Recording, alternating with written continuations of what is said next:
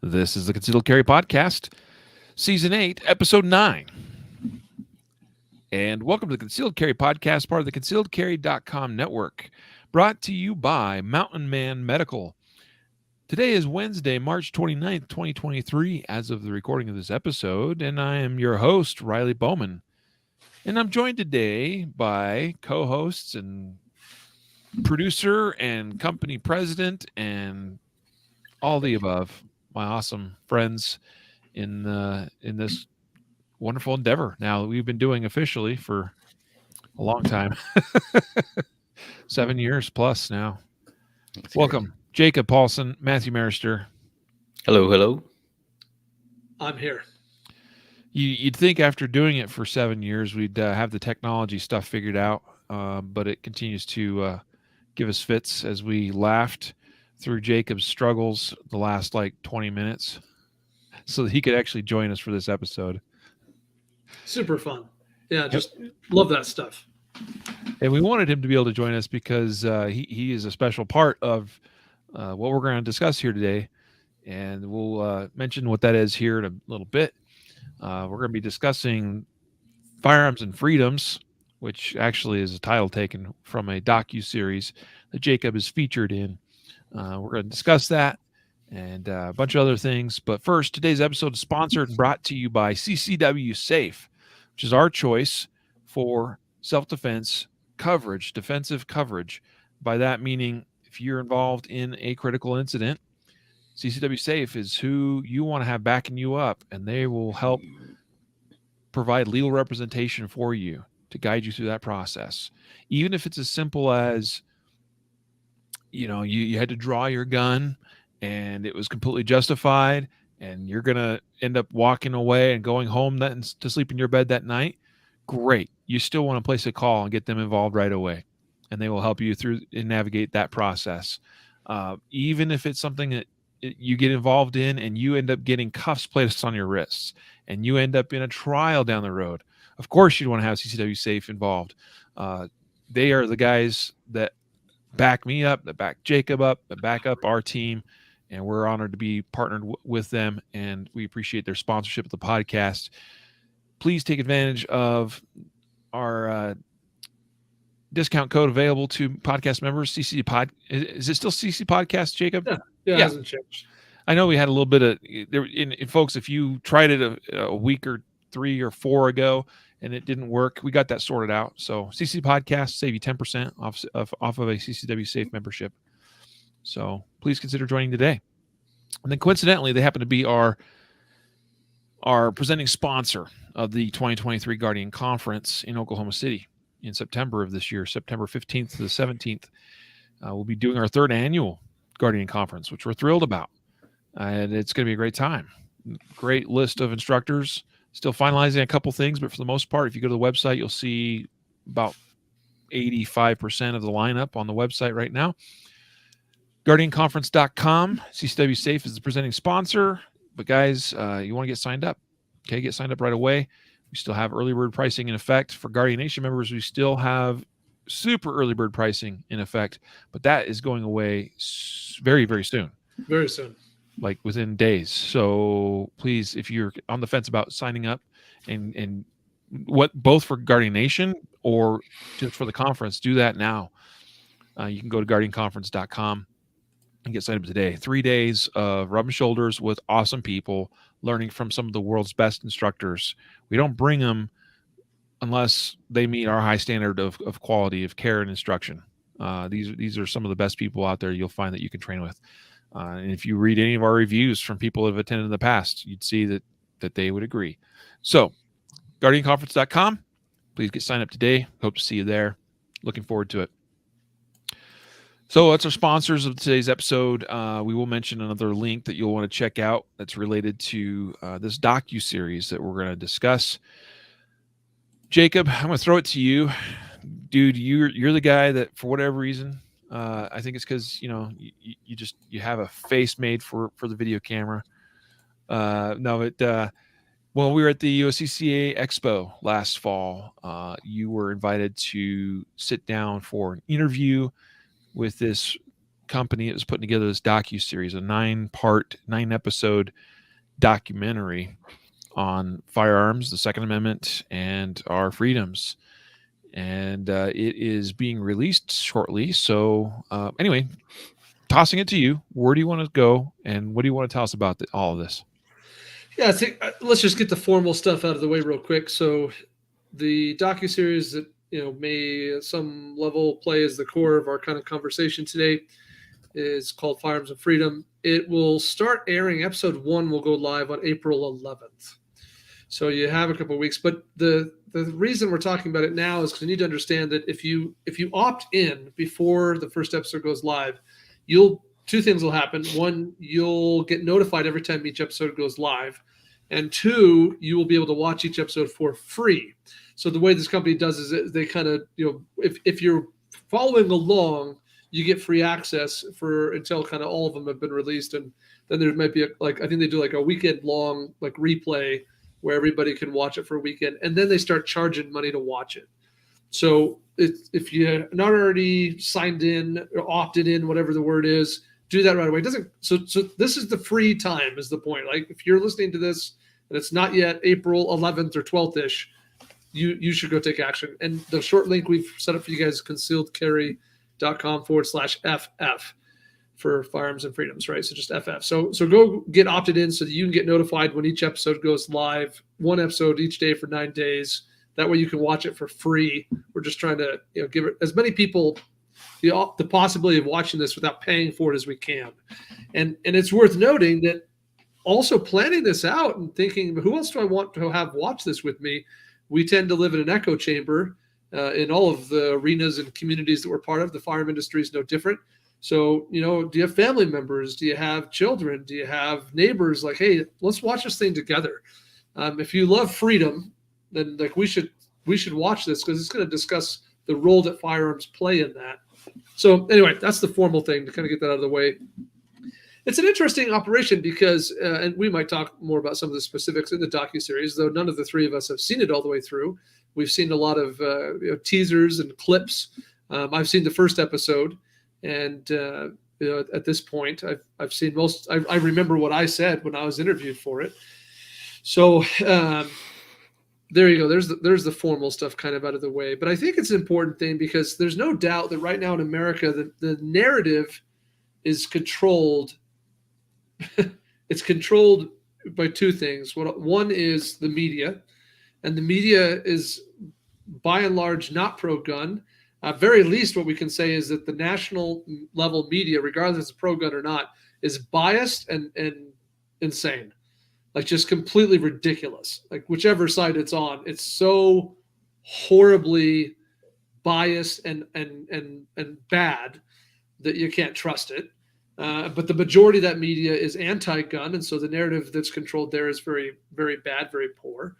But what's worse is that it becomes the talking points that drives and it creates in the vernacular of Americans is so horrible. Like I get so disgusted when I'm online, and this last week has been particularly hard because of the Nashville school incident. And the assumption is if you like guns, then you hate kids. You hate kids. You hate life. You hate schools. You hate whatever it is. You just hate it because you can't. It's inconceivable that you could like both. It just becomes so polarizing, so horribly bad that way that I don't know what to do about it anymore. And so I think that this program, this Firearms and Freedoms, I think this docuseries hopes to explain our community a little bit, like give us a chance to have a little voice and say, hey, just because I like my guns does not mean I hate children and want them to die. I don't choose guns over children. I am a parent. I'm not insane. So anyway, I think it's well timed and it's important. Well, and the timing is coincidental. Purely. Yeah. As far as tying within this with this Nashville incident and all that. But yeah, these are clearly at the forefront of our thoughts and minds.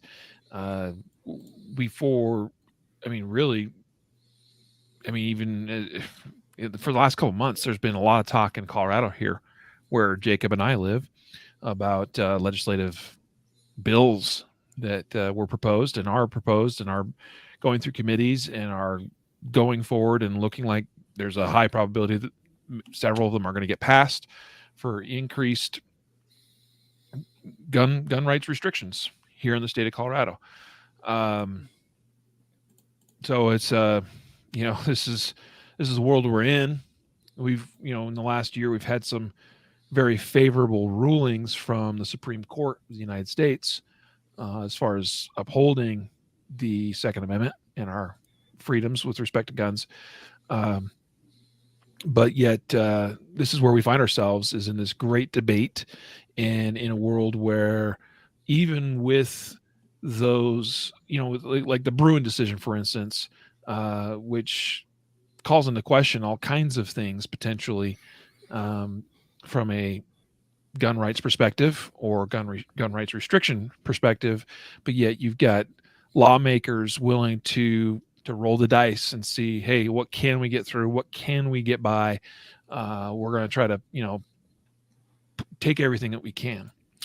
So I feel I echo your sentiment, Jacob, as far as it's, in light with yet another shooting.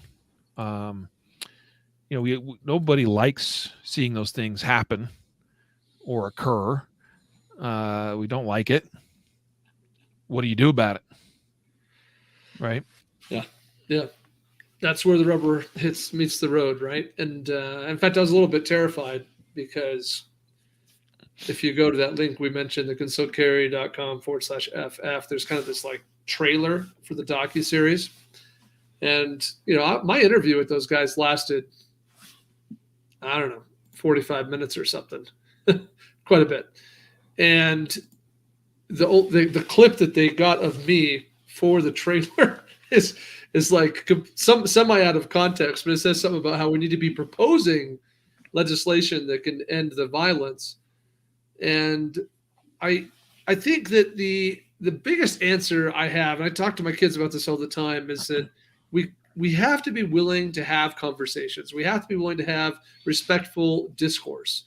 And part of that means being willing to drop all extreme sentiments and realize that the answer is probably in the middle, because most of the humans are in the middle. Unfortunately, the conversations tend to be dominated by people who are on the extreme end of any given topic.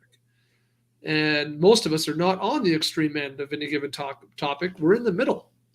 And so I think that when it comes to the gun control debate, it's like, well, if you like guns, then you have to hate children, right? Like that's one of those kind of extremist things. And we got to be willing to drift back to the middle and be like, okay, let's have a conversation. And this is the problem, because two things that I believe that are not popular in our community, like things that people listening to this may not like me for, but these are two things I truly believe. The first one is I truly believe that the majority of the anti-gun politicians, as we label them, aren't really committed, dedicated, or interested in abolishing the Second Amendment and taking away all our guns. I just don't think they are. I think the majority of the anti-gun politicians actually think that the proposals that they're proposing and voting for will help end violence. They're just wrong. I mean, they're completely wrong. But I think that they're well-intentioned. And by well-intentioned, I mean that they want to reduce violence. They want to save lives, and that they believe that these proposals will achieve that without jeopardizing the rights of gun owners like us. I truly think that's true. Now, there's extremist politicians that are absolutely ridiculous as well, that legitimately do want to take away our guns, abolish the second. Like, they exist, but they're a minority, in my opinion. So that's the first important thing. And I think that believing that, whether I'm right or not, believing it does give me some hope, because it means that I can have conversations with those people, because we can meet on some middle ground. The second thing I believe to be true that I don't think is terribly popular in the gun rights community is I believe that if there was a proposal that legitimately had the potential to greatly reduce death by gun, without completely like infringing on the entire Second Amendment, I'd be open to it. I believe in balance. Like if there was a legitimate way to curb the gun violence that even created some inconvenience for me as a gun owner and limited my rights to some degree, I'd be open to it. I'm not saying I'd vote for it. I'd say that like I'd like to learn more, right? Like I'd like to explore that. I just don't see any of those. Like the legislation that's being proposed is so horrible. It's so ridiculous. It doesn't actually. It's not going to curb the violence at all, right? Well, the proposals we see only limit rights. They won't reduce the violence or the deaths, and that's the big problem. And I know I've been talking for a while and I'm rambling. I'm a little bit up on a soapbox here, but I think that the third thing, and I'll release you guys to talk about my 1, 2, and 3 here. But the third thing that we have to realize as a community is that we're always on the defensive. We're always saying why the proposals that the other side is putting out there are no good and why they won't work. And we should do that. Like, I'm not saying let's stop doing that, but I don't see enough proactive. I don't see enough of us out there saying, well, what would work? Like, what would we suggest then? Like, what are things that we could recommend and get passed or vote for that we think actually would lower the violence? Right? That wouldn't limit our rights. So I think those are the three things that we got to realize. That one, I don't think the majority of the anti-gun politicians are trying to abolish our Second Amendment. I think that they're well-intentioned. They're just misinformed. Second, that ultimately we have to be open to the conversation of what will reduce violence and death. And if that might mean I have to sacrifice a little bit of my rights, actually in order to end the violence, I'd be willing. I just don't see any proposals like that. Everything I see is ridiculous. And third, that then what would we propose? Like what should we be out there proactively doing to stop the death, the violence? Yeah, I hear where you're coming from, and I think that part of the problem is, from my perspective, is that you mentioned, kind of started off with the media is, they're uneducated, they're ignorant of firearms, they're ignorant of the law, they do shoddy reporting, and they are biased. And I think they're driving the narrative in the conflation of terms like gun violence and things like that, where they propose a legislation that would do nothing to actually stop so-called gun violence, whatever that term might mean. Because to me, I think everybody would hear that word and think something differently. Somebody might think, oh, that's school shooters. Somebody who had somebody die of suicide might think gun violence includes suicides. Maybe it's both. Maybe it's one or the, maybe somebody who lives in a crime-ridden area is gun violence and people are shooting all the time, gang activity. They're thinking that's gun violence. And so I think the problem is we're trying to come up with legislation that solves gun violence, this generic term that it has so many different meanings.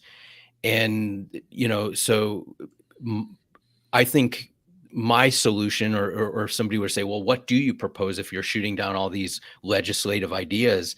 And it's like, well, it doesn't have anything really to do, in my mind, with legislating guns. It has to do with changing the way, what we're doing. We're trying to educate people.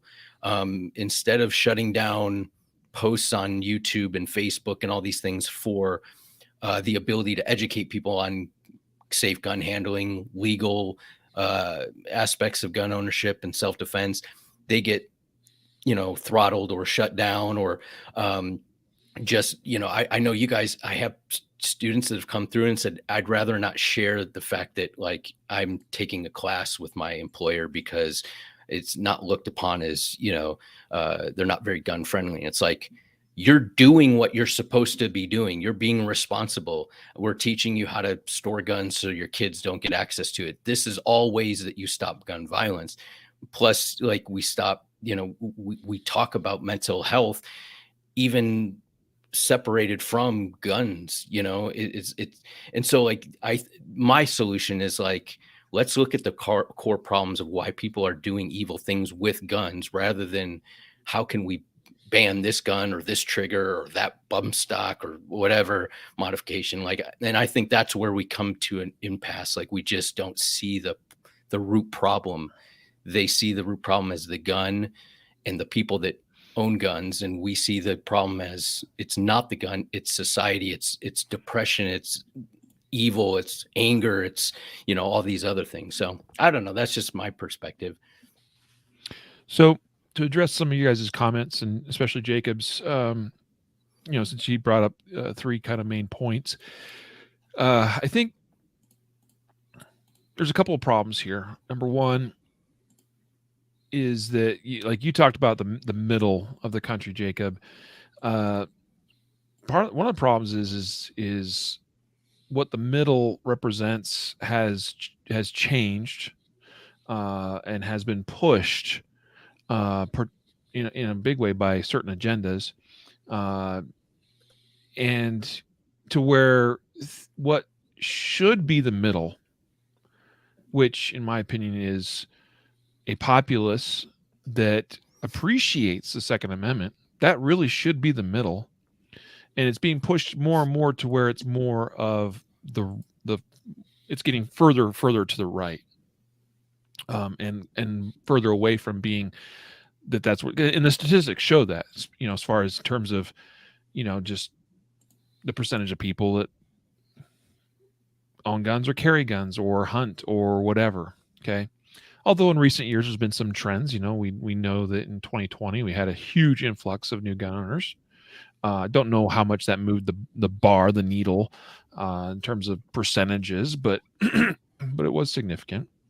The other challenge is that when we talk about solutions, well, there's two problems here. Okay, so because you're like, well, hey, we should be more proactive as a 2A community to propose solutions.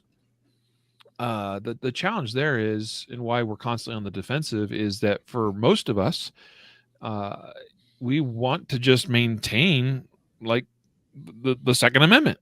Like, there is no change required, right? The Second Amendment's the Second Amendment. Like, I just want to have my Second Amendment. Like, why would I, so from our side of, of things, I mean, granted, there are still restrictions that exist that restrict the Second Amendment that I'd love to see removed, and I'd love to propose things. And I've certainly supported things, such as removing the NFA and even in the GCA, or at least certain parts of those, at the very least, SBRs, suppressors, all of that. Like, that stuff's just dumb and outdated and should just go away, right?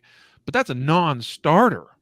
Like, we could propose that, and number one, it doesn't probably do anything in terms of, like, we there's not a lot that we can stand on there and say, well, these are going to solve the gun violence issues. That's more of just a pure, like, hey, we're trying to get the Second Amendment back to where it should be, in our viewpoint.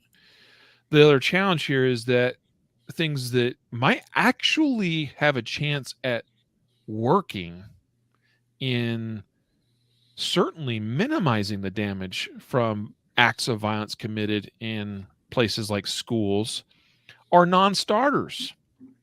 By that, I mean, I was just having this conversation with some folks I know that are a part of a chat group, and several of them are over in Utah. And they brought up the fact that, hey, when's the last time we had a mass shooting in a school in Utah? Can't come up with one. What's unique about Utah?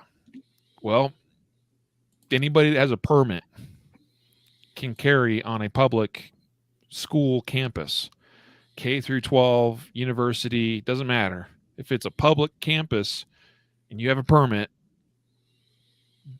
be our guest. Carry your gun on our campus.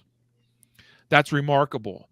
That is extreme compared to where most of the people involved in the debate, especially on the left, That is an extreme proposition. It's a non-starter, but it's probably a solution, or at least part of a solution, that actually has a chance of making a difference in school shootings. And I don't know how to overcome that, because it's like, hey, here's a solution, but it's like that's going nowhere. So what do we do about that? Right? But here's what I can say about proposed solutions, and this is the problem with most of the solutions that are proposed by the anti-gunners, is that they propose blanket solutions for problems that require targeted solutions. Because it's like, well, we had another school shooting. Well, we got to renew our call for an assault weapons ban, even for instances when assault weapons weren't even part of the equation. Or, well, we got to have a mandatory wait period on gun purchases. We shouldn't make it so easy for people just to walk in today and buy a gun and walk out with it this afternoon. What's that going to do? Because when those things have been tried in the past, it didn't have any correlation to a reduction in violence. Certainly in the case, like in most of our mass shooters, amass their equipment, their guns, their ammo over a period of weeks and months and sometimes years. So they're trying to propose blanket solutions that don't solve anything, and to really make an impact on violence that's committed with guns, especially in the case of like mass shootings. These require very nuanced and targeted solutions, but not very little of that stuff gets talked about. Yeah, I think all that's fair. I mean, it's hard, right? Because we're all sympathetic to the problem. We just don't agree on the solution. And I think that the disagreement, in my opinion, comes down to education. That we got a bunch of people out there making decisions who don't know anything about what they're legislating. That's hard when you are someone in the industry whose job it is to know these things, right? It's hard for people in the firearm industry who we work in this business, right? And this is our whole world. This is our job. And those of you who are listening to me right now, you are of the higher educated group of concealed carry. If you're listening to this podcast, you're probably the top 5 most educated gun owners about firearms and self-defense. Like, I mean that very sincerely. So for us, it's hard because we have a high degree of competence and understanding of issues, right? We see statements like I saw yesterday, that a bullet from an AR-15 will rip people's body parts apart. Just one is enough to tear holes in you. And we're like, oh my gosh, like this is not even close to true. Like where do they come up with this stuff, right? And so it's hard for us because we see people who know nothing about it trying to do something about it, and that's a problem. So certainly education is a huge issue, trying to figure out how to get these people to understand what's going on. The other challenge, I think, is that we are in a world where we've lost all confidence in research and statistics as a society. Anyone who has any education has come to believe you can't trust it. I mean, you can only trust it if it fortifies your existing personal held belief. But if it doesn't fortify your existing personally held belief, then it's probably just bad research. I saw one the other day that talked about how violent crime, mass shootings specifically, mass shootings dropped X bazillion %. During the 1994 assault weapon ban, or no, I think what they said was that they went up X % after the expiration of the 1994 to 2004 assault weapon ban signed in by the Clinton administration. If that's true, that doesn't mean that it's causation. In fact, it's quite clearly not causation when you control for variables like the things that law actually did in terms of the guns that restricted or the magazines that restricted. Clearly, it's not causation. It's at best correlation, if the numbers are even true. So we've lost all confidence in the research or statistics, which makes the conversation pretty difficult. It means that we have to go to a pretty deep level in order to help people understand something, because clearly the surface level logic won't solve the problem, because the surface level logic is against us. I mean that quite literally. Like it is intuitive to assume that more background checks would keep guns out of the hands of criminals. It's just not true. But it sounds true. It sounds logical. It sounds common sense. It sounds intuitive. It's just super duper like irrelevant. It has no impact on it at all. Right? It sounds like if people have less ammo in the magazine, if they can only have 10 rounds instead of 30, that they can't kill as many people. That sounds logical. It sounds common sense. It sounds intuitive. It just happens to be super duper not true or relevant. So that's my point, is like we have to go to a deeper level to help people understand why these things that sound logical and common sense, to the point that, you know, they're willing to call you bad names over it, aren't true. And we can't trust the research because they don't trust ours either. Yeah. Yeah. And you're right. And the statistics, and I'll say this on both sides, you know, monkey with the statistics or shade the statistics or present it in a certain way favorable for the position. That's how it's always been. I don't think this is any different than any other position or political,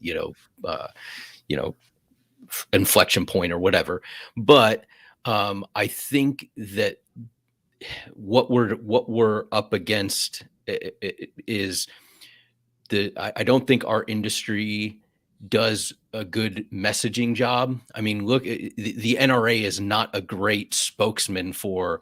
I mean, legislatively, they do some good things. I'm not going to, destroy the entire organization, but when you compare it to the emotional, speeches and marches and all this stuff that in the inundation of like athletes and in Hollywood, like they do a much better job of emotionally grabbing somebody and leading them down a path that makes it easy to reject statistics or reject people that present it. And frankly, they've done a great job of making the gun owner this ignorant hillbilly or an angry person who just wants to shoot everybody, or they're I mean, they've done this idea of like,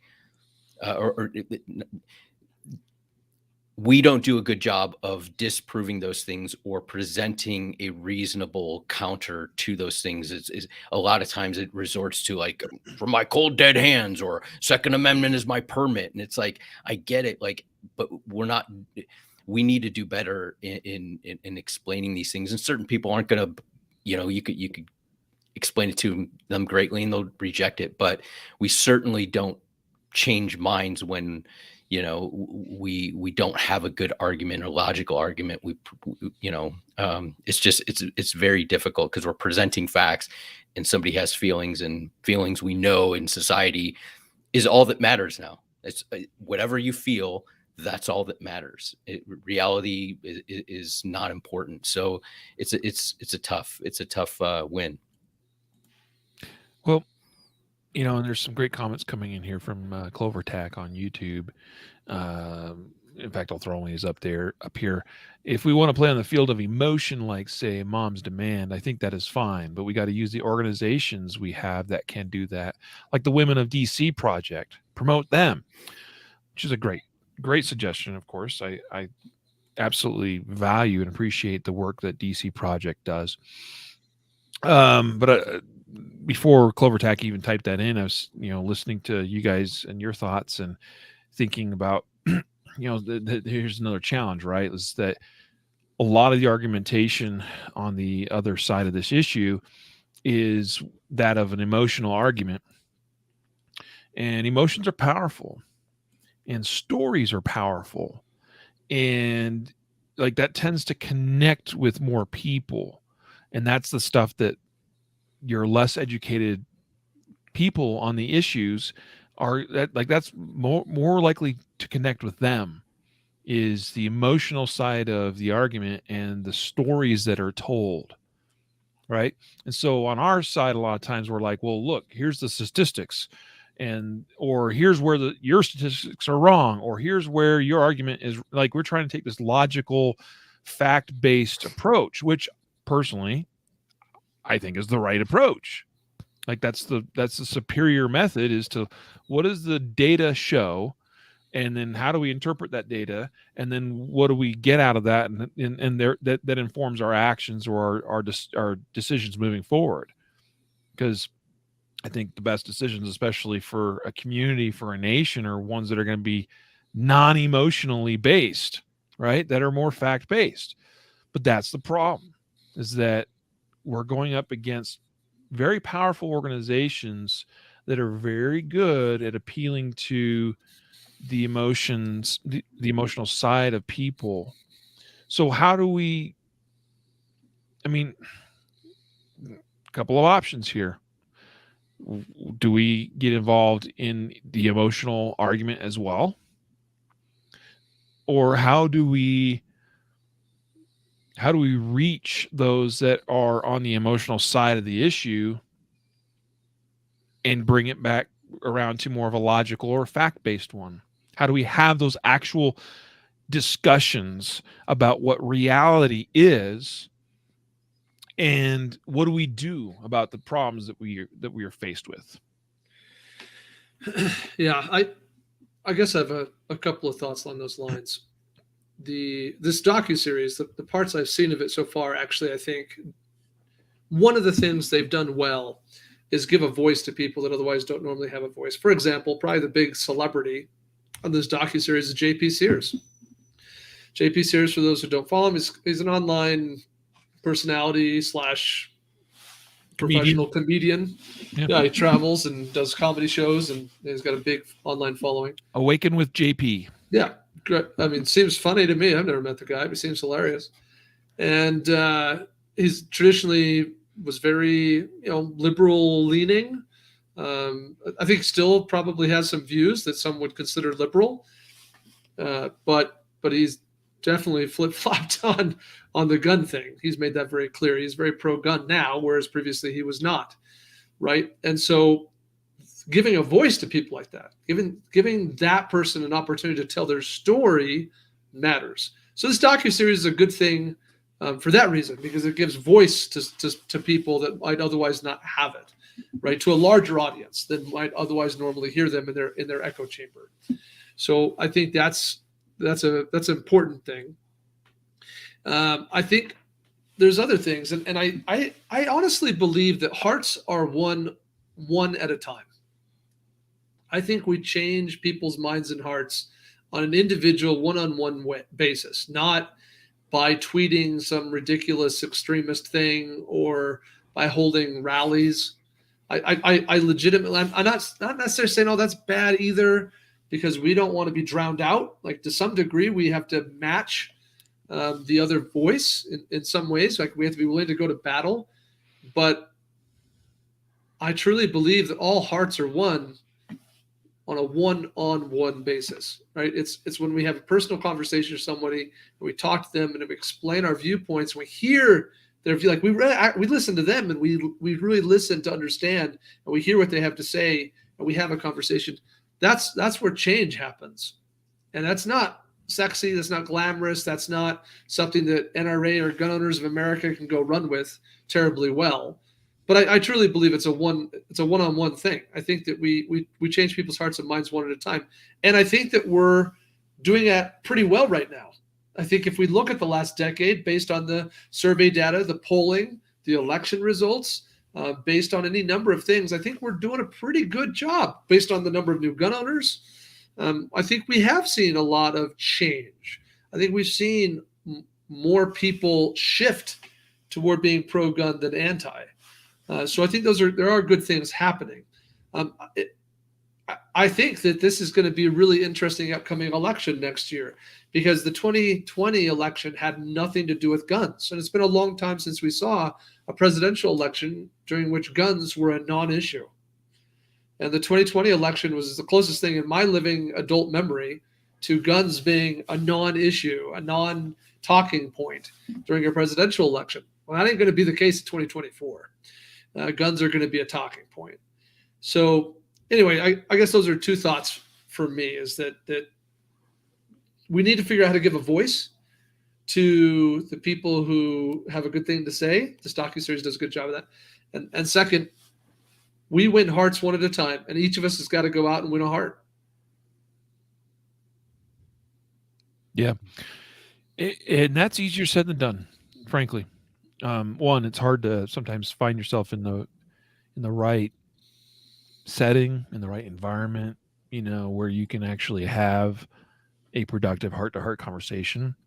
But the other place where it's difficult is that not all of us have the communication skills to have those discussions without falling for traps that exist in any like interpersonal communication type,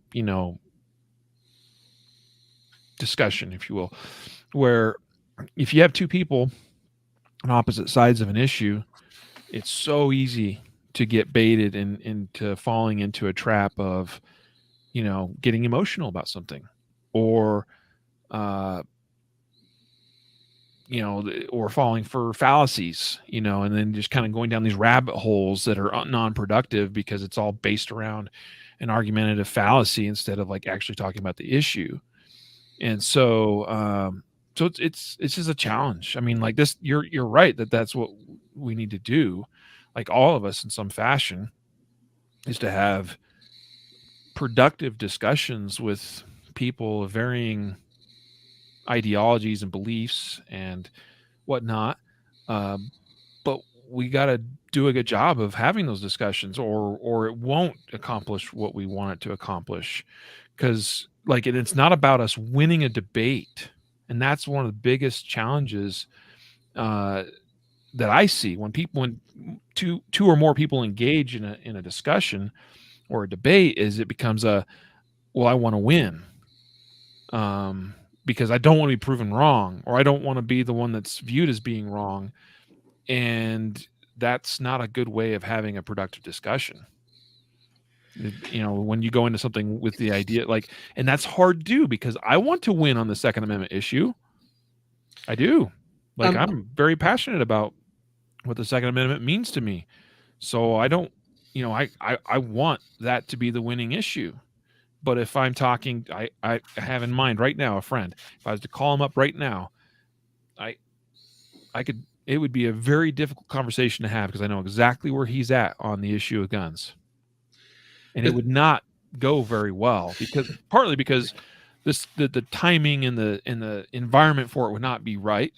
But partly because I know how far to the left of this issue he is, and it's really hard to come into that and not want to not, because he's going to want to win, and I don't want to lose, because I don't. I'm very passionate. Like this, you see what, like this is so hard.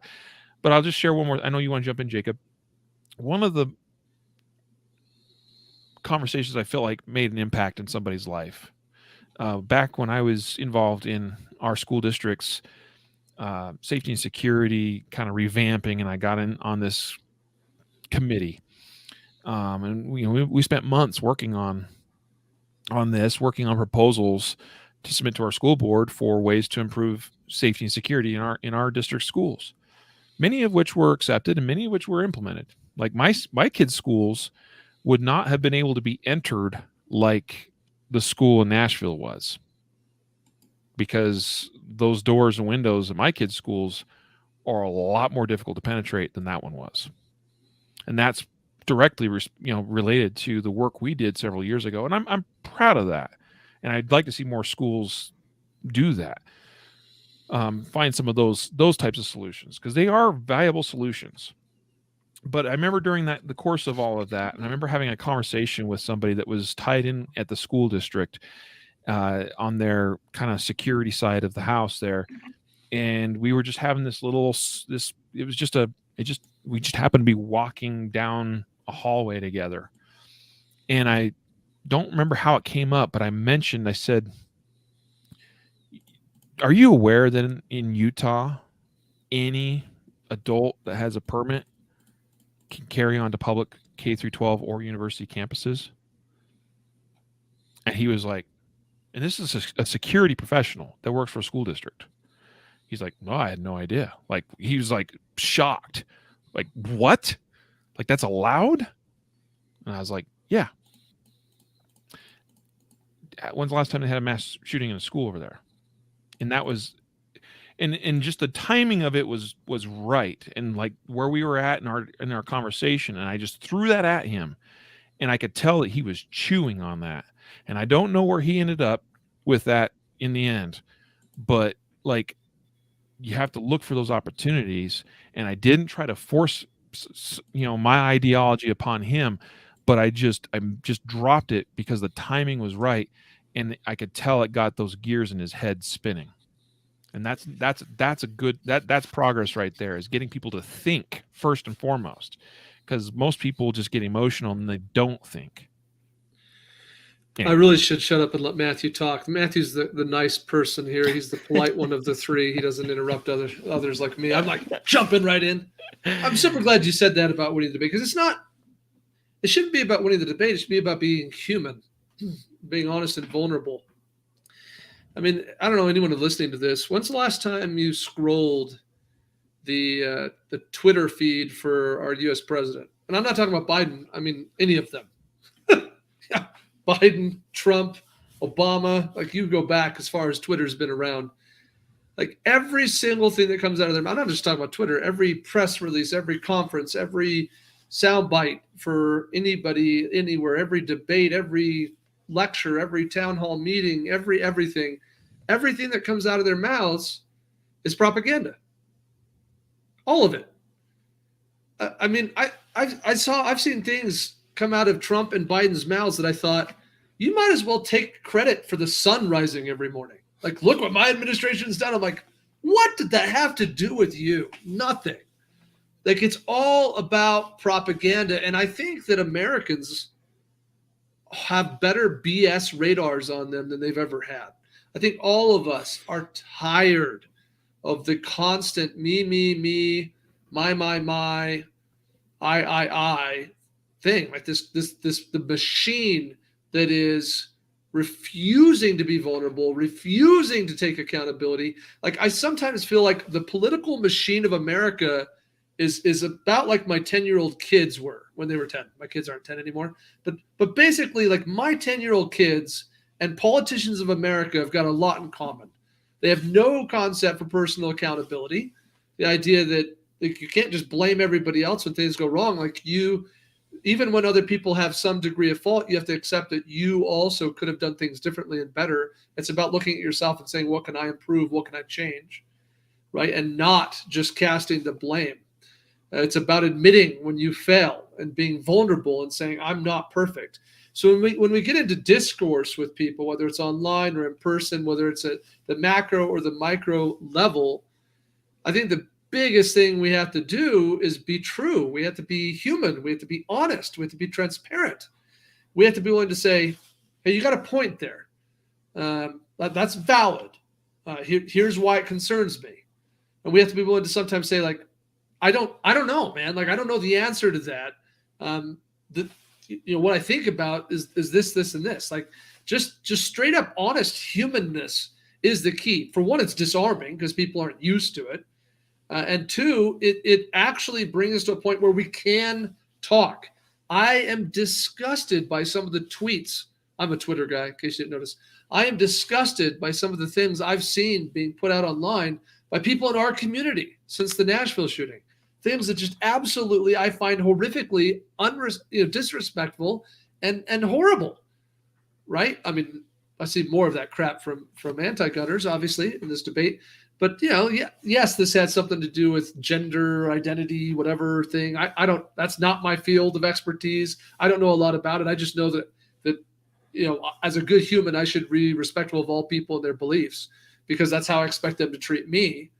Right. But the things I'm saying about religion, the things I'm saying about gender identity related to this, which some are valid comments, some are like worth part of the discussion. But most of what I'm saying is horrifically inappropriate and disrespectful. So it comes from both sides. This is about us being human, honest, and vulnerable. Yeah, I mean, I don't know how I might disagree with you on the I'm too polite thing. I'm the nice guy. I don't know about that, but I don't know. I'm not like super social media. Like I don't get on social media a lot, but I have curtailed my back and forth on social media. I don't find them very productive. And that's just me. Like people might have productive social media conversations and be able to win hearts and minds that way. I haven't had that experience really. I find social media is really a forum for people just to say extreme things or just to be a jerk to people. So that's not typically how I spend my time. I will talk to anybody who wants to talk and have a reasonable conversation and respectful, and we don't have to agree, and we can, walk away disagreeing. But I agree. I think we definitely, there's if you can't. I think that we need to be adults. If you would give that advice to your kid, like if you don't have anything to say, nice to say, don't say anything. Like if you say that to a kid, like why can't you follow your own advice? That's just, I mean, I don't want to be a hypocrite. And so, but I think we do need to stand up and speak truth, but be compassionate, and be unashamed of what we believe. If you believe it, like don't. I for far too long I hear like, oh well, we can't say this and we can't say that. Well, why can't you? Like, are you afraid that somebody's gonna troll you on Twitter? Okay, sorry, like they might do that anyways. Like nobody, whatever you can say, however long you can say it. Like as long as you're doing it kindly and you're speaking truth and being honest and like just be honest and say it. And I think I think for far too long we've kind of sat back and just kind of thrown our hands up and been like, oh well, everything's disintegrating before our eyes. We can't do anything. Everything's against us. And it's like, well, you can still vote. You can still petition the government. You can go to your school meetings, talk to them like you did, right? Like all these things we can do. And it just, in whatever sphere of influence you have on whoever it is, just be a good person, and people will be drawn to that. Not everybody, but you'll start winning people over, and maybe they'll see you as not some gun nut.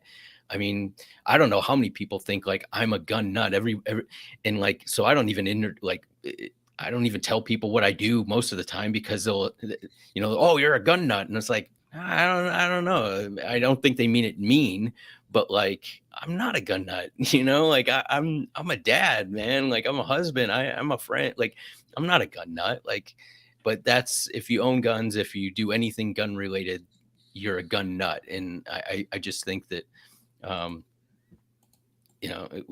we have to kind of counteract or counter that ideology or I don't know, not ideology, but like perception of gun owners. Cause it's, and this documentary does a really good job because it does cover a wide spectrum of, genders and race and age and all kinds of it's a good, in different topics. It talks about women and kids and mental health and law enforcement and freedom in general. And like I think these are the types of things we need more of to open the door to conversations. Hey, did you hear this? Did you watch that documentary? Yeah, well, let's talk about it.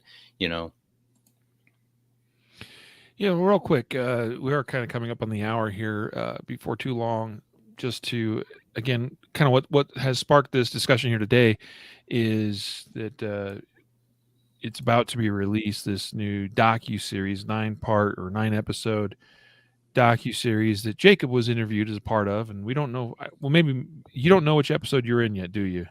No, I don't know what episode I'm in. But there's 9 episodes, and just kind of preview for y'all, like here's some of the topics that are covered in some of these episodes. Episode 1, women and self-defense, and then episodes 2 and 3 are talking about kids and safety. Episodes 4 and 5 are talking about mental health. Episode 6, race and guns. Episode 7, law enforcement, and then the final 2 episodes are in general just talking freedoms in the Constitution. So it gives you just kind of an idea of where some of these episodes go, some of the concepts that they explore. And there's got to be like 30 people that have been interviewed for this thing. Just looking at some of the like little preview snippets and whatnot that I've seen mentioned, or even on their website, they kind of list some of the names. But we're proud of you, Jacob, for being able to be a part of that and represent. I think, from what I've seen so far, concealedcarry.com and the Concealed Carry podcast well, and representing our community well. But these things are important. We know that you're here listening. You probably already get that as well. We hope that you'll consider going and checking out this docuseries again. So you just go to concealedcarry.com/FF for Firearms and Freedoms. concealedcarry.com/FF. Check it out. Free to watch if you sign up and catch all the episodes as they're released, and then share it with your family and friends and those that you think it might be beneficial to, which is frankly everybody.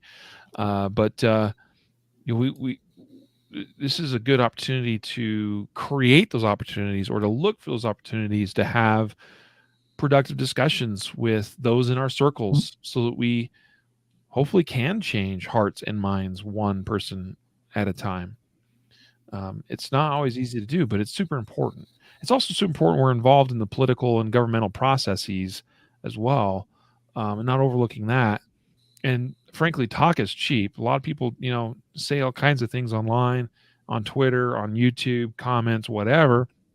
But how many are actually out there doing the work and getting involved and actually working to change hearts and minds? That stuff's done on the ground, and it's done, person to person, face to face, more often than not. Yeah, I couldn't agree more. I think I would just summarize by saying, be a good example of our community. Be someone who's reasonable, who's honest, who's vulnerable, who wants to help others, who's willing to listen, who's willing to be open to new ideas, who's not closed off and just echoes the rhetoric, but actually understands the arguments on both sides of the debate, so you can be intelligent. And I would encourage you to go watch this docuseries and cross your fingers. I didn't say anything stupid. I haven't seen my own interview, so I'm a little anxious. But if you're a praying person, go say a prayer that Jacob didn't embarrass himself. And I appreciate your support. Yeah, I'll just tell you, Jacob, you never want to go on, like, whatever you say is always going to be taken a weird way. So good. Yeah, I'll be praying for you. Well, I guess it kind of sounds like we're wrapping it up, so we might as well. I appreciate the discussion today, gentlemen, and for your thoughts and opinions on things here. I do want to shout out to our sponsors of today's episode again, CCW Safe. You can find it at ccwsafe.com, and the Guardian Conference, which you can find at guardianconference.com. We'll probably need to mention them again in a future episode, because I failed to mention it in the beginning of this one. But I was supposed to mention Thrum Targets is one of our sponsors of the Guardian Conference, and we're very appreciative of their sponsorship of the conference. They were super supportive last year, and look forward to having them on board again. And of course, CCW Safe, the presenting sponsor of the event. And we hope to see many of you there. And that'll be a great opportunity to connect with like-minded folks and share your love for the Second Amendment through a weekend of quality training in Oklahoma City. So hope to see you there. So with that, we'll bid you all adieu until next time. Jacob, Matthew, see you later. Thank you, sir. A reminder to train right, train often, and train safe, so you can fight hard, fight fast, and fight true. Take care.